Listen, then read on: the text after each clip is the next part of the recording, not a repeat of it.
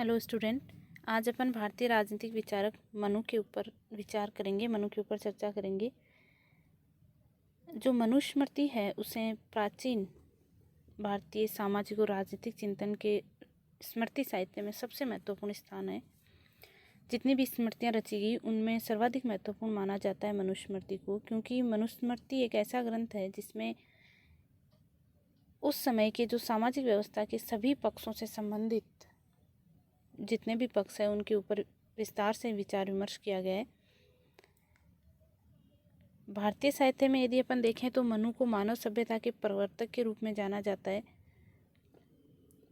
लेकिन मनुस्मृति का जो काल है, कब ये लिखी गई या रचना काल के विषय में जो विद्वान है वो एकमत नहीं है।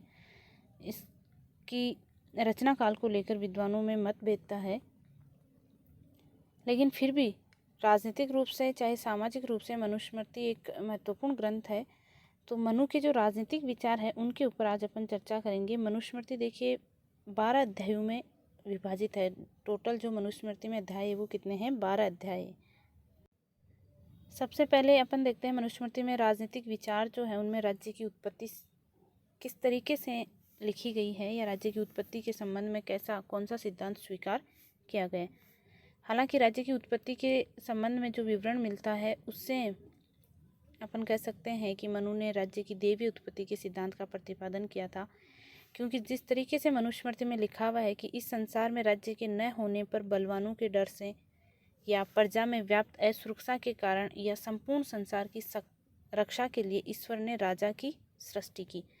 एक बात यहाँ पर और है कि मनु ने राज्य के स्थान पर राजा की उत्पत्ति का उल्लेख किया।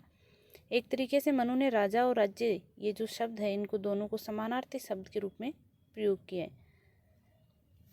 शासक की दैवीय उत्पत्ति कैसे हुई, राजा की दैवीय उत्पत्ति कैसे हुई, इसको लेकर मनु कहते हैं कि ईश्वर ने इंद्र, वायु, यम, सूर्य, अग्नि, वरुण, चंद्रमा और ये इनका सबका एक अंश लेकर राजा की क्या की है? सृष्टि की है। यानी राजा में ये सारे गुण जो है वो पाए जाते हैं। यहाँ पर देखिए कि मनु ने राज्य की उत्पत्ति या राजा की उत्पत्ति के लिए जिस दिव्यता का संकेत उन्होंने दिया है वो जो अपन पाश्चात्य विचारकों में या पाश्चात्य राजनीतिक सिद्धांतों में राजा की या राज्य की दैवीय उत्पत्ति का सिद्धांत पढ़ते हैं, divine right of the king, राजा की दिव्य सत्ता, उसके बिल्कुल ये विपरीत है। मनु यहाँ कहीं पर भी शासन की निरंकुशता का समर्थन नहीं करता। वो एक तरीके से ये कहता है कि ये जो दिव्यता दी गई है राजा में, जो ये दिव्य अंश, देवता का अंश या ईश्वर का अंश जो स्वीकार किया गया है, इसका उद्देश्य यही है कि राजा अपनी इस दिव्य सत्ता का प्रयोग जनता के कल्याण के लिए करेगा, जनता की रक्षा के लिए करेगा और जो निर्धारित उद्देश्य है उनकी पूर्ति के लिए राजा द्वारा इस दिव्य सत्ता का प्रयोग किया जाएगा। यानी एक तरीके से मनुस्मृति में राजा की जो दिव्यता है वो राजा की शक्ति नहीं बल्कि उसके दायित्व हैं कि वो अपने दायित्वों को किस तरीके से पूरा करता है, और इसीलिए उसके दायित्वों को दिव्य व्रतों की संज्ञा दी गई है। जैसे मनु लिखते हैं कि जिस प्रकार से इंद्र वर्षा करता है उसी प्रकार राजा को इंद्र व्रत का पालन करते हुए जनता पर समृद्धि और कल्याण की वर्षा करनी चाहिए। तो इस तरीके से ये जो दिव्य व्रत की संज्ञा दी गई वो जनता के उद्देश्य के लिए या जनता के कल्याण के लिए लोक कल्याणकारी दायित्वों की पवित्रता के रूप में इस दिव्यता को, राजा की दिव्यता को मनु ने स्वीकार किया। अब अपन देखते हैं संप्रभुता का आधार धर्म और दंड। मनुस्मृति में देखिए संप्रभुता का जो आधार माना गया वो है धर्म और दंड। अब धर्म का एक व्यापक अर्थ मनुस्मृति में प्रयोग किया गया है। धर्म कोई आस्था या श्रद्धा का जो अपना विषय होता है वो धर्म की परिभाषा नहीं दी गई।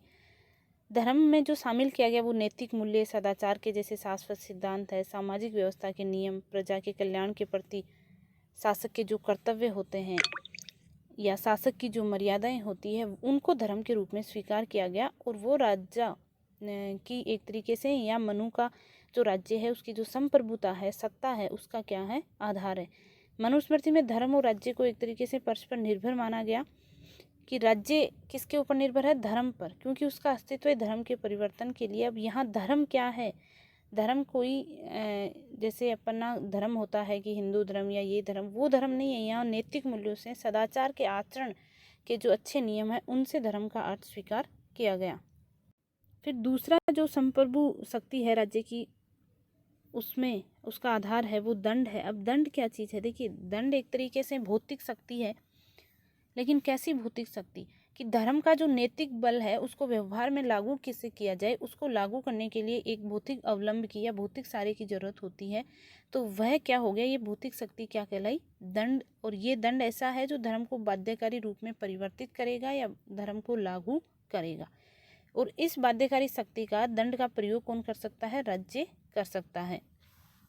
एक तरीके से मनु ने ये कहा कि आपका जो भौतिक बल है या जो दंड है वो तभी उचित हो सकता है, तभी उचित ठहराया जा सकता है जब आप उसे 3 तरीकों के लिए प्रयोग करते हैं, या ऐसा भौतिक बल जिसमें ये 3 बातें हैं, तभी वो आपका दंड माना जाएगा। जैसे कि किसी नैतिक प्रयोजन के लिए, यदि आपने नैतिक प्रयोजन के लिए बल का सहारा लिया है तो उसको आप दंड कह सकते हैं। दूसरा, ऐसा कोई अधिकृत निकाय या कोई संस्था होनी चाहिए जिसको नैतिक प्रयोजन के लिए इस भौतिक बल का प्रयोग करने के लिए उत्तरदायी किया गया है या उत्तरदायी ठहराया गया है, वही निकाय जो है भौतिक बल का प्रयोग कर सकता है। तीसरा ये है कि अनुउल्लंघनीयता, यानी ये भौतिक बल या जो भी है प्रभाव ऐसा हो कि कोई भी व्यक्ति इसको या व्यक्ति समूह या जनता जो है इनको चुनौती नहीं दे सके और चुनौती देने में सक्षम नहीं हो। यानी भौतिक बल भी नैतिकता के ऊपर आधारित होना चाहिए। मनुस्मृति में दंड को सर्वोपरि सत्ता स्वीकार किया गया है और राजा जो है दंड का स्वामी नहीं माना गया, बल्कि क्या माना गया है? अभिकर्ता, जो क्या करता है? धर्म के सिद्धांतों के अधीन रहते हुए वो दंड का प्रयोग करता है। एक तरीके से मनु ने ये भी कहा है कि यदि राजा धर्म के विरुद्ध किसी प्रकार का दंड का प्रयोग करता है तो लोग जनता के सामने उसका अपयश फैलेगा, और मनु यहाँ तक कहता है कि परलोक में उसके वो नरक गमन का कारण भी बनेगा। तो इस तरीके से मनुस्मृति में धर्म और दंड को राज्य की संप्रभु शक्ति का आधार माना गया, और शासक जो है इस संप्रभु शक्ति के प्रयोग द्वारा प्रजा का नैतिक, भौतिक और पारलौकिक जो कल्याण है वो सुनिश्चित करता है, और राजा को इसके लिए अधिकृत किया गया है, उसको दायित्वों से बांधा गया है। अब देखते हैं मनुस्मृति में वर्णित राज्य का सप्तांग सिद्धांत, यानी मनुस्मृति में राज्य के एक तरीके से सावयव रूप, आंगिक एकता के रूप में उसका चित्रण किया गया, और राज्य की जो 7 प्रकृतियां बताई गई है वो कौन कौन सी है? पहला देखिए, स्वामी। मनु ने जो राजा है उसी को राजा और राज्य उसको स्वामी की संज्ञा दी है। और राजा कैसा होना चाहिए? नैतिक गुणों से युक्त, प्रशासनिक क्षमता और दायित्वों के प्रति निष्ठा से युक्त जो राजा है वो राज्य के लिए जरूरी है, और उसको मनुस्मृति में मनु ने स्वामी की संज्ञा दी है। दूसरा जो है वो है मंत्री, यानी मनु का ये मानना है कि राज्य का कार्य कुशल उसी पर निर्भर करती है कि मंत्री कैसे हैं, और बिना मंत्रियों के कार्य नहीं चलाया जा सकता। एक तरीके से मनु का ये भी मानना है कि जो शासन की शक्ति है वो राजा की कोई निजी शक्ति नहीं, बल्कि उसका स्वरूप कैसा है? संस्थागत है, और जिसका प्रयोग वह मंत्रियों के माध्यम से ही कर सकता है। तीसरा जो राज्य का सप्तांग सिद्धांत है वो है पूर्व। पूर्व का अर्थ यहाँ पर राज्य की राजधानी से है, और राजधानी ऐसी जगह होनी चाहिए जहाँ वो भली भांति सुरक्षित रहे। सुरक्षित दुर्ग की आवश्यकता मनु ने बताई, और उसने दुर्ग को कई श्रेणियों में रखा था, जैसे जल दुर्ग है, वृक्ष दुर्ग, गिरि दुर्ग आदि। फिर देखता है चौथा जो राज्य का सप्तांग सिद्धांत का अंग है वो है राज्य। क्या देखिए, हालांकि मनु जो है वो राजा और राज्य एक ही अर्थ में प्रयोग करता है, तो ये यहाँ जनपद के रूप में किया है।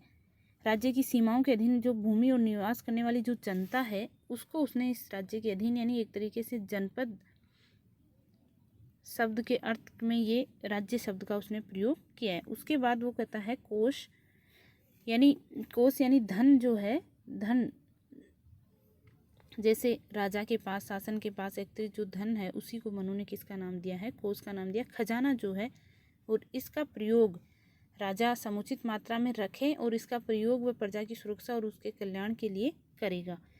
उसके बाद में आता है 6 नंबर, दंड या सेना। ये राज्य की सुरक्षा के लिए मनु ने अनिवार्य माना कि बिना दंड या सेना के कोई भी राज्य सुरक्षित नहीं रह सकता।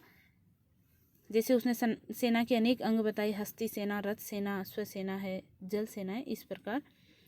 अंतिम जो 7वां अंग मनुस्मृति में 7वीं जो प्रकृति बताएगी वो है मित्र।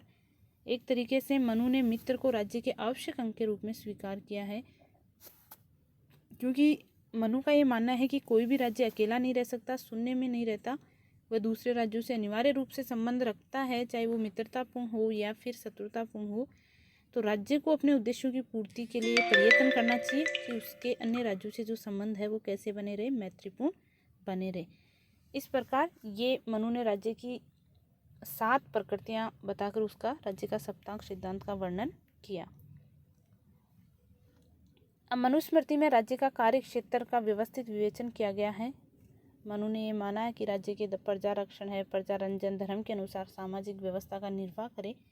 तो इस प्रकार कौन कौन से कार्य मनुस्मृति में राजा के या राज्य के है वो अपन देखते हैं। सबसे पहला दिया है प्रजा की रक्षा। प्रजा की रक्षा एक तरीके से राज्य की उत्पत्ति का ही मूल आधार स्वीकार किया गया था कि राजा की उत्पत्ति इसीलिए हुई क्योंकि व्यक्तियों के जीवन में क्या था, मत्स्य न्याय की उपस्थिति थी, यानी बड़ी मछली छोटी मछली को खा जाती थी। तो उस व्यवस्था को खत्म करने के लिए ही ब्रह्मा द्वारा राज्य की रचना की गई। तो राजा का या राज्य का पहला कर्तव्य या कार्य क्या हो जाता है, व्यक्तियों की रक्षा करना। और प्रजा की रक्षा जब तक राजा या राज्य करता रहेगा तभी तक वह राज्य या राजा क्या रह सकता है, अस्तित्व में रह सकता है।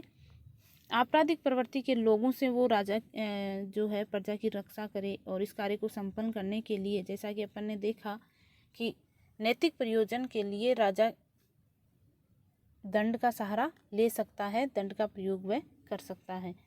दूसरा जो कार्य मनुस्मृति में बताया गया है वो लोक कल्याण यानी प्रजा पालन, लोक कल्याण के कार्य करना, प्रजा को पालना। एक तरीके से मनु ने शासक को ये परामर्श दिया कि वह समय समय पर जैसे प्रजा के सुख दुख की जानकारी प्राप्त करे और विभिन्न प्रकार की आवश्यकताओं की जो प्रजा को आवश्यकता हो उसकी पूर्ति की वो समयबद्ध क्या करे, व्यवस्था करे। यानी एक तरीके से समाज के विभिन्न वर्गों को आवश्यकता और पात्रता के अनुसार अनुदान देना, ये क्या माना है, राज्य का कर्तव्य। ये एक बहुत ही बड़ी बात है।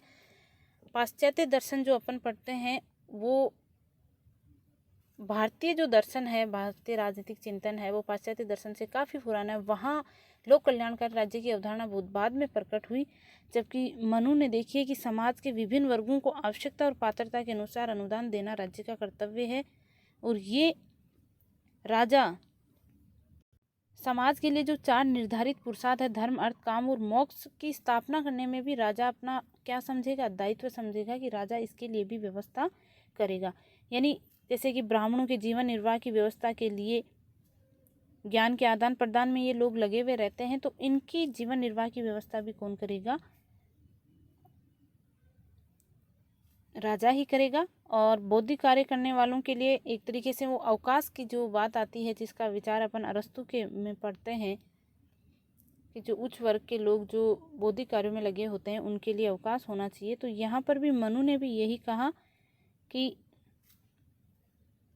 बौद्धिक कार्यों में लगे हुए जो भी व्यक्ति है उनके जीवन निर्वाह की व्यवस्था भी राज्य को करनी चाहिए। तीसरा देखिए अर्थव्यवस्था पर नियंत्रण। प्रजा की भौतिक और आर्थिक उन्नति करना भी राजा का कर्तव्य माना गया है मनुस्मृति में। और मनु ने राजा से एक तरीके से अपेक्षा की कि वह प्रजा से जो कर है वो न्यायपूर्वक ग्रहण करे और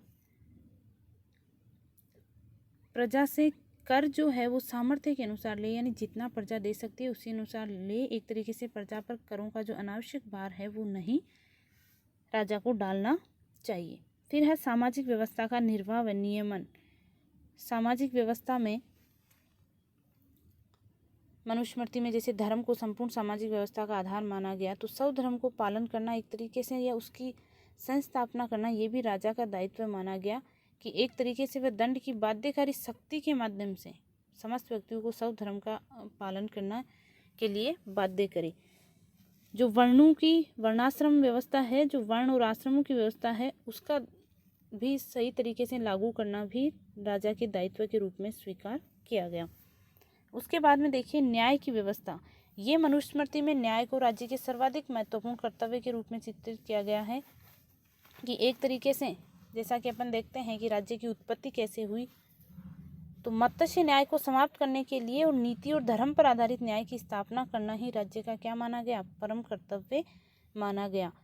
एक तरीके से राजा क्या करेगा कि उस दंड की जो शक्ति है उसका प्रयोग करते हुए समस्त व्यक्तियों को कर्तव्य पालन में संलग्न रखेगा, और यदि कोई व्यक्ति अपने आचरण के अनुसार उल्लंघन करता है, मर्यादाओं का उल्लंघन करता है, तो राजा उसको रोकेगा। इस प्रकार न्याय व्यवस्था का संचालन करना भी, ताकि व्यक्तियों में सुरक्षा की भावना बनी रहे, ये भी राज्य का कर्तव्य माना गया। प्रशासनिक प्रणाली का निर्वाह। यहाँ देखिए, मनु ने राज्य के दायित्वों की पूर्ति के लिए कि एक सक्षम और संगठित प्रशासनिक व्यवस्था होनी चाहिए, मनु ने उसको आवश्यक माना। एक तरीके से राजा को वह परामर्श देता है कि वह प्रशासन व्यवस्था और जो भी कर्मचारी या अधिकारी है उनके ऊपर नियंत्रण रखे और सुनिश्चित करे कि ये जो राज्य के कर्मचारी है वो प्रजा के प्रति उनके जो दायित्व निर्धारित है उनका निष्ठापूर्वक वह पालन कर रहे हैं या नहीं कर रहे हैं। यदि नहीं कर रहे हैं, वो शक्तियों का दुरुपयोग करते हैं, तो राजा उनको दंड भी दे सकता है। फिर है परराष्ट्र संबंधों का संचालन। ये भी एक राज्य का आवश्यक कार्य माना गया। परराष्ट्र यानी अंतर्राज्यीय संबंधों, दूसरे देशों के साथ किस प्रकार संबंधों का संचालन करना है, और अच्छे संबंधों का संचालन सतर्कतापूर्ण संचालन करके ही शासन जो है, राजा जो है वो प्रजा को बाहरी आक्रमणों से सुरक्षित रख सकता है। मनु यहाँ पर कहता है कि राजा को अपने विवेक से अनावश्यक जो युद्ध है उनमें नहीं उलझना चाहिए। और परराष्ट्र संबंधों के लिए मनुस्मृति में एक अलग से पूरा चर्चा की गई है, जिसके बारे में भी अपन अध्ययन करेंगे। जैसे मंडल सिद्धांत है, 60 गुणे नीति उपाय, किस प्रकार राजा को परराष्ट्र संबंधों का संचालन करना चाहिए। तो इस प्रकार मनुस्मृति में राज्य के जो दायित्व हैं वो विस्तार रूप से बताया गया और एक तरीके से राज्य के लोक कल्याणकारी स्वरूप को प्रकट किया गया है। धन्यवाद।